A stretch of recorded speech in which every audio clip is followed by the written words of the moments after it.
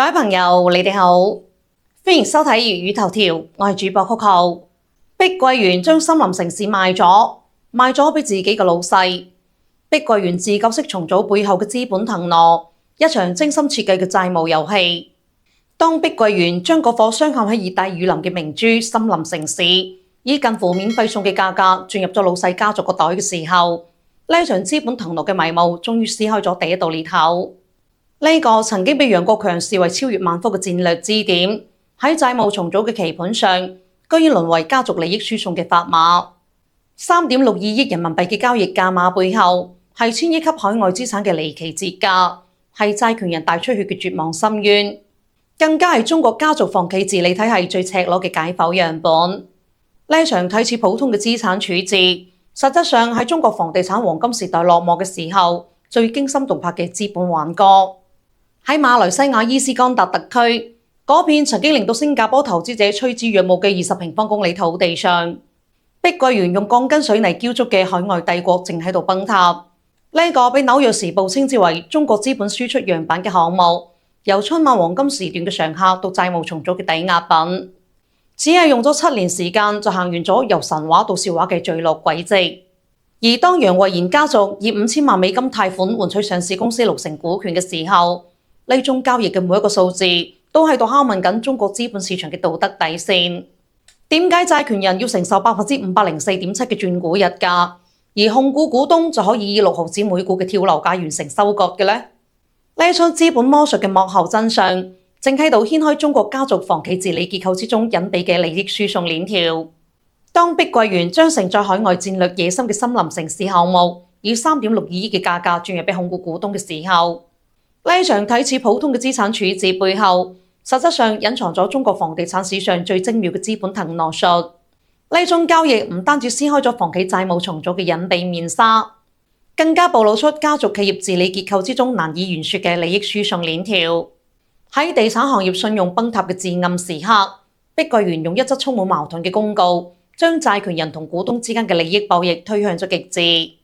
碧桂園拋出嘅境外債重組方案，好似精心設計嘅5重迷宮，每一個選項嘅背後都暗藏玄機。方案表面給予債權人多種選擇，實質上布下天羅地網。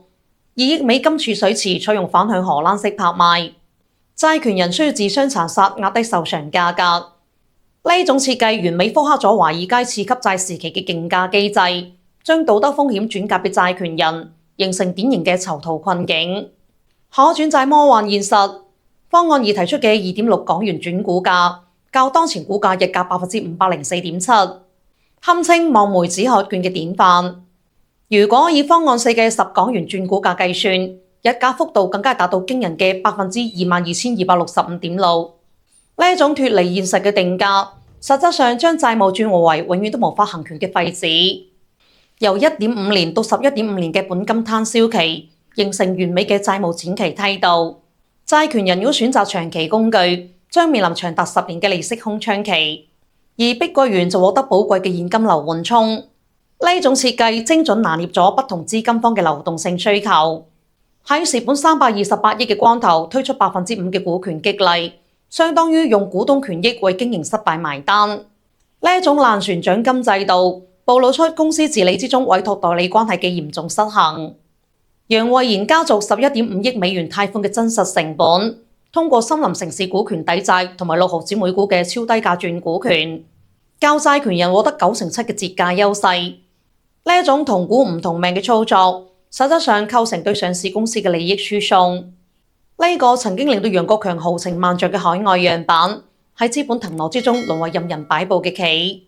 2016年以產城融合概念問世嘅森林城市，承載住碧桂園國際化嘅雄心，項目規劃容納70萬人口，宣稱要打造新加坡隔離嘅國際新城。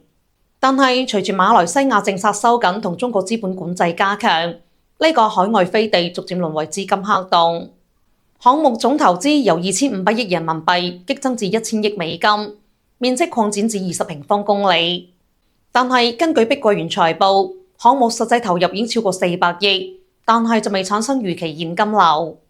今次作價5000萬美金轉讓60%股權，相當於每平方米土地作價只係181蚊，較原始投入縮水90%以上。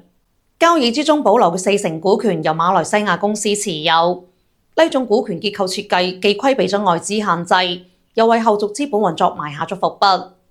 控股股東通過股權抵債加剩餘貸款債轉股嘅組合拳，實現咗對優質資產嘅低成本收割。碧桂園嘅債務重組方案暴露出中國家族房企治理之中根深蒂固嘅矛盾。債權人承受504.7%嘅轉股日價，而控股股東只係支付6毫子每股嘅轉股價，差價幅度達到97%。呢種同股唔同權嘅操作，實質上係對其他股東權益嘅掠奪。通過關聯交易將優質資產轉移到家族控制實體，係典型嘅大股東隧道挖掘行為。森林城市作為海外核心資產，其超低價轉讓嚴重損害上市公司價值。當債務重組演變為利益輸送工具嘅時候，企業信用基礎將徹底瓦解。碧桂園嘅呢波操作正喺度透支其最後嘅市場信譽。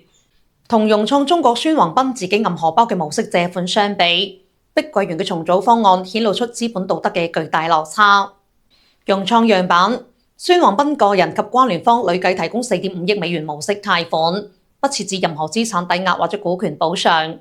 呢種白衣騎士式嘅救援，維繫咗企業信用底線。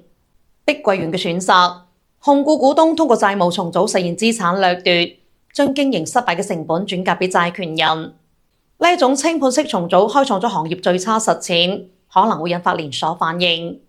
監管套利空間，利用境外債務重組嘅監管空白，碧桂園設計出規避國內債務重組規則嘅複雜方案。呢種監管套利行為正喺度挑戰資本市場嘅法治基礎。呢場資本遊戲埋下嘅風險隱患，正喺度形成多米諾骨牌效應。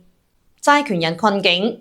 接受轉債方案嘅債權人將面臨長期價值毀損，拒絕重組嘅債權人可能觸發交叉違約條款。呢種兩難選擇將導致債務市場進一步僵化。行業信用危機，當債務重組異化為利益輸送工具嘅時候，成個行業嘅融資環境將加速惡化。碧桂園嘅示範效應可能引發更多房企效仿。政策反噬風險。監管部門對跨境資本流動嘅關注度正喺度提升，呢種利用境外架構進行嘅利益輸送，可能招致更加嚴格嘅外匯管制措施。碧桂園債務重組事件折射出中國房地產發展模式深層矛盾。過去20年嘅土地財政同金融槓桿遊戲，塑造咗房企大而不倒嘅畸形基因。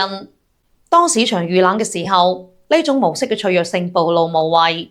家族企業治理之中缺乏有效嘅制衡機制，導致決策過程封閉化。喺危機時刻，呢種治理缺陷會演變為利益輸送嘅溫床。長期依賴政策紅利同監管套利嘅發展路徑，使房企喪失真正嘅市場競爭力。當制度紅利消退嘅時候，生存危機就會如影隨形。碧桂園嘅債務重組方案，好似照妖鏡咁樣映照出中國房地產市場嘅眾生相。當資本遊戲取代實業精神，當利益輸送替代風險共擔，呢個行業正喺度經歷痛苦嘅蛻變。森林城市嘅命運轉折，唔單止係一個項目嘅隕落，更加係一個時代嘅終結。喺債務灰燼當中，中國房地產需要重建嘅唔單止係資產負債表，更加係成個行業嘅道德倫理同治理體系。呢場資本盛宴嘅終局，或者正如巴菲特所言，潮水退去嘅時候，先知道邊個喺度裸泳。今期就到呢度，我哋下期不見不散。如果鍾意我哋嘅節目，請點個讚、關注、訂閱支持我哋，多謝晒，拜拜。